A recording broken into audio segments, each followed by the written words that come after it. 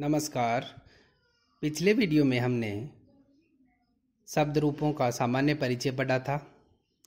उसमें हमने ये देखा था कि किसी शब्द के अंत में जो ध्वनि आती है उसी के नाम के अनुसार उसका नामकरण कर दिया जाता है। जैसे बालक में अंत में ए आ रहा है, एकार की ध्वनि आ रही है तो उसको एकारांत कह देते हैं।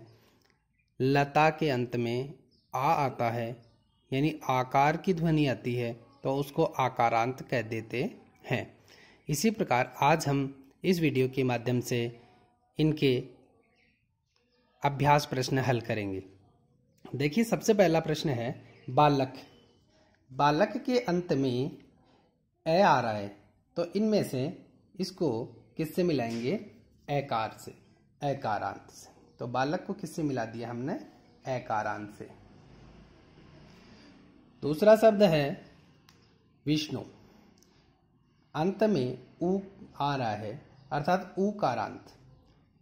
ध्यान देंगे, ऊकारांत में भी ऊकारांत और ऊकारांत अर्थात छोटा ऊ है तो इसको किससे मिलाएंगे?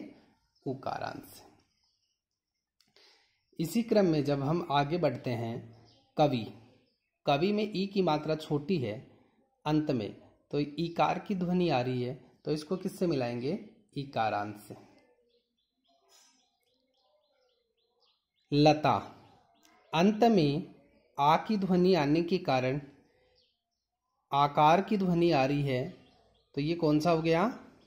आकारांत।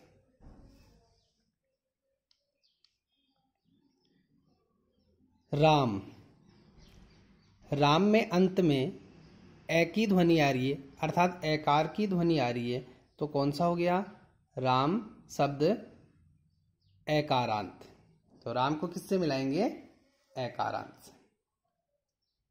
वधू, वधू में बड़े ऊ की मात्रा आ रही है तो इसम के अंत में ऊकारांत, तो ये क्या हो गया? ऊकारांत।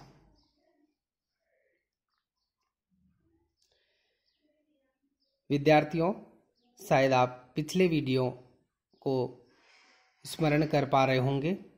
उसमें हमने यही चर्चा करी थी कि जो ध्वनि अंत में आती है उसका नामकरण उसी के आधार पर हो जाता है। जैसे रमा में अंत में आ रहा है तो ये क्या हो गया? रमा शब्द क्या हो गया? आकारांत। हरि, हरि में अंत में ई की ध्वनि आ रही है तो ये शब्द क्या हो गया? हरि शब्द क्या हुआ? ईकारांत। इसी क्रम में जब हम आगे बढ़ते हैं नदी, नदी शब्द ई, बड़ी ई आ रही है तो ईकारांत। बालिका, बालिका के अंत में आ की ध्वनि आ रही है तो क्या होगा? आकारांत। तो बालिका को किससे मिलाएंगे? आकारांत से। धन्यवाद। आज के वीडियो के माध्यम से हमने एकारांत, आकारांत, ईकारांत, ऊकारांत आदि के बारे में समझने की चेष्टा की।